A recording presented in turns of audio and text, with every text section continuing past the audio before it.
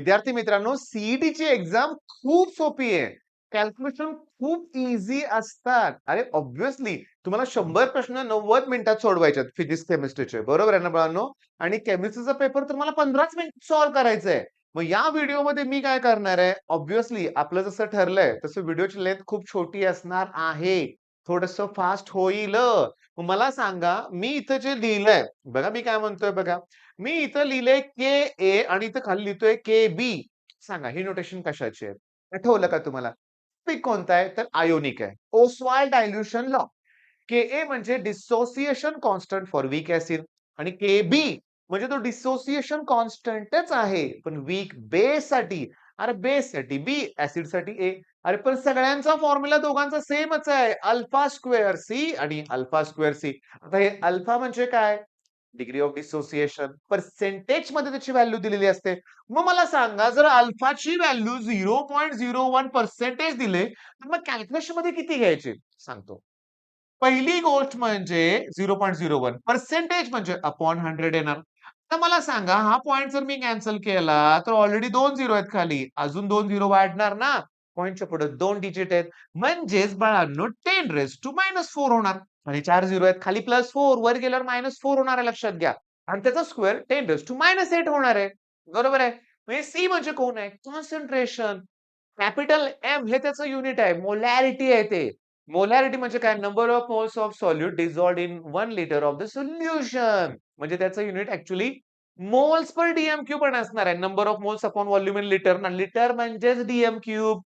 किती भरभर बोललो मी, पण 2 मिनिटं सुद्धा झालेली नाहीयेत. 1 मिनिट 52 सेकंड झालंय. म्हणजे माझे फॉर्म्युले आता क्लिअर आहेत. के म्हणजे डिसोसिएशन कॉन्स्टंट, अल्फा म्हणजे डिग्री ऑफ डिसोसिएशन, सी म्हणजे कोण? कॉन्सन्ट्रेशन. मग आता सोडवायला सुरुवात करूया. पहिला क्वेश्चन नीट लक्ष द्या. काय विचारलंय?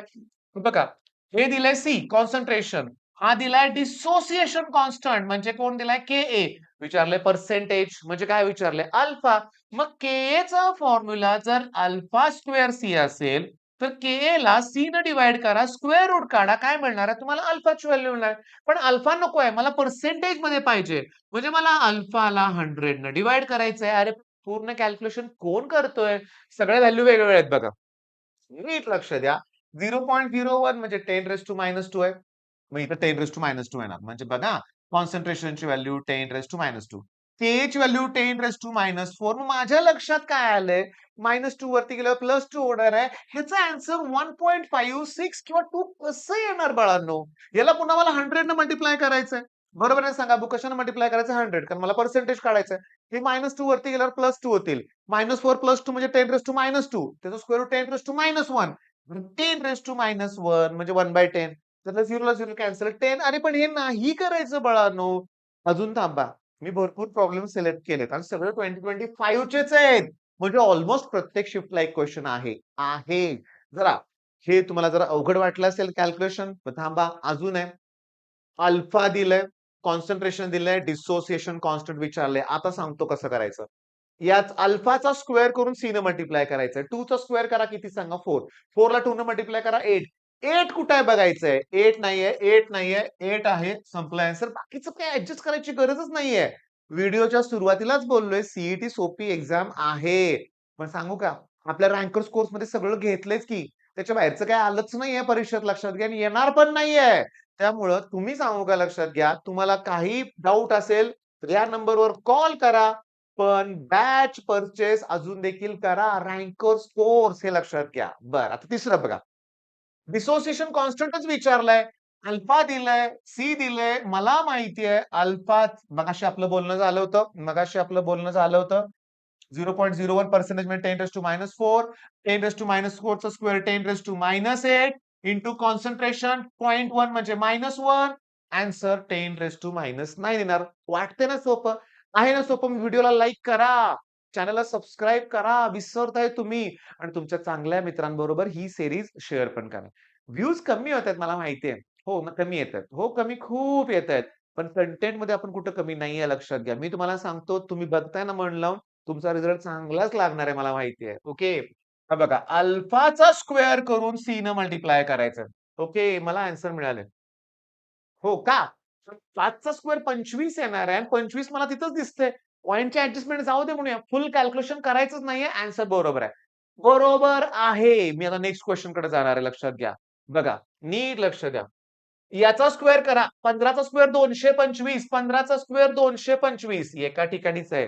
ॲन्सर करेक्ट आहे. बास रे. केचा फॉर्म्युला अरे ट्रॅडिशनल मेथडनं नाही जायचं. कोण सांगितलंय फॉर्म्युला लिहा म्हणून अल्फा स्क्वेअर सी.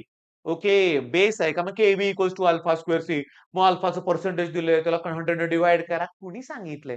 अल्फाचं स्क्वेअर करायचं ना. तर हे 1 न काय फरक पडतो का त्याला मल्टिप्लाय केल्यावर? नाही. 225 कुठे आहे बघायचं? आन्सर मिळालं. चला नेक्स्ट तुम्ही सोडवा. तुम्ही सोडवा चला क्विकली सोडवा लक्षात घ्या. अरे उत्तर दिलेलंच आहे. सांगतो. अल्फाचा स्क्वेअर करा 2 चा स्क्वेअर 4 संपलं की. अरे सेकंदात उत्तर आहेत. सेकंदात लक्षात घ्या. आणि कितीतरी वेळा मी माझ्या बॅचमधल्या मुलांना स्टुडिओत बसून पेपर सॉल्व्ह करून दाखवलेत. माझा 8 ते 10 मिनिटात पेपर सॉल्व्ह होतो. पण मी आता सांगतो, जेव्हा मुलांना घेऊन बसतो ना, अजून कमी वेळेत पेपर सॉल्व्ह होतो. मुलं पण पटपट उत्तर देतात. पण होतंय काय माहितीये का? मी तुम्हाला सांगू का? काय होतं माहितीये का? मी बघितलंय. मॉक टेस्टला मी स्वतःहून बघत होतो. निवांत गणिताकडे बघत बसतात. काय दिलंय? असं काही करायचं, हे करायचं, विचार करायचा आणि स्किप करायचं. मी दाखवलंय एका स्टुडंटला. त्यांच्या पालकांसमोर दाखवलंय. स्किप करताना पण 2-2 मिनिटं घालवलेत. म्हणजे वेड लागले काय? 2-3 सेकंद येत नाही केलं स्किप नेक्स्ट क्वेशनकडे गेलो. येतंय पटकन करायचंय नेक्स्ट क्वेशनकडे. बघायला वेळ नाही न्यूमेरिकलकडे आणि यासाठी तुम्हाला रँकर्स टेस्ट सीरीज कोर्समध्येच इन्क्लुडेड आहे. टॉपिक वाईज टेस्ट आहेत, ग्रुप टेस्ट आहेत, इलाइट टेस्ट आहेत. इलाइट म्हणजे काय माहितीये का?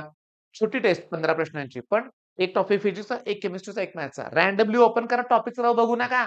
आता सीईटीला असंच करावं लागणार आहे. कुठल्याही प्रश्नाला कधीही जमलं पाहिजे. आणि एक लक्षात घ्या. फुल लेंथ टेस्टशिवाय कळणार नाही तुम्हाला बरं का काय आहे ते लक्षात घ्या. आता हे तर सोडवा चला. हे सोडवा. हो सोडवा. उत्तर तुम्हाला मिळाले का बघा. कारण 12चा स्क्वेअर ओके. अरे कळालं का सगळे 2025 चे क्वेशन्स आहेत. सगळे 2025 चे क्वेशन्स आहेत. अजून 24, 21 घेत बसलो तर 40-50 प्रश्न झाले असते. पण मला तेवढे घ्यायचे नाहीयेत. मग ओसवाल्ड डायल्युशन लॉ फिनिश. अरे तसंच सोल्युबिलिटी प्लॉट पण फिनिश केलंय आपण. लिगँड्स फिनिश केलंय. इफेक्टिव्ह एटॉमिक नंबर केलंय. 30वा 31वा व्हिडिओ आहे. पण त्या प्रत्येकाची रिव्हिजन आहे का? आता माझ्यासमोर 11th स्टँडर्डचा एक मुलगा बसलाय. नवीन आहे. कराडवरून आलाय. पण मोठ्या उत्साहात त्यानं ना वायवा सीरीज करायला घेतली. 11th मधून 12th मध्ये गेलाय. तरच मला त्याच्या रिझल्टची खात्री आहे. अजून एक मुलगा आहे तो पुण्यावरून आलाय. एनडीएची प्रिपरेशन करतो. तोही माझ्या आता समोरच आहे. त्याने एका दिवसात 15 ते 20 व्हिडिओ ॲक्चुअली त्याने 22 फिनिश केलं म्हणतोय तो. पण एवढे व्हिडिओ त्याने एका दिवसात वायवा सीरीजचे कंप्लीट केलेत. कॉन्फिडन्स येणार आहे तुमच्याकडे. नक्की येणार आहे आणि तुम्ही सीईटीत कुठेच कमी पडणार नाहीये. मग आता हे जे घेतोय आपण, हे जे वायवा सीरीज आहे, ही बाळांनो जेव्हा मी 32वा व्हिडिओ तुम्हाला प्रोव्हाईड करतोय, तेव्हा ह्याच्या अगोदरचे 31 व्हिडिओ. मग मला अवघड काय वाटतंय? कॅटलिस्ट त्याची नावं. अलॉयज, त्याचं कंपोझिशन, त्याच्यानंतर डिफेक्ट्स, डिफेक्ट्स इम्पोर्टंट आहे. आणि थांबा, मी नाही थांबणार लक्षात घ्या. 32 झालेत. ओके. 70-80 पण व्हिडिओ होऊ शकतात लक्षात घ्या पुढच्या 10 दिवसात. पण माझी तुमच्याकडनं अपेक्षा काय? मला रिझल्ट पाहिजे तुमच्याकडून. ओके. आणि रँकर्स ज्यांच्याकडे आहे त्यांचा रिझल्ट मिळणारच आहे मला खात्री आहे. तर तुम्ही देखील डिस्क्रिप्शनमध्ये नंबर दिलेत, दिलेत. करून तर बघा ना आमच्या टीमशी बोला. तुमचे काही डाउट असले तर विचारा.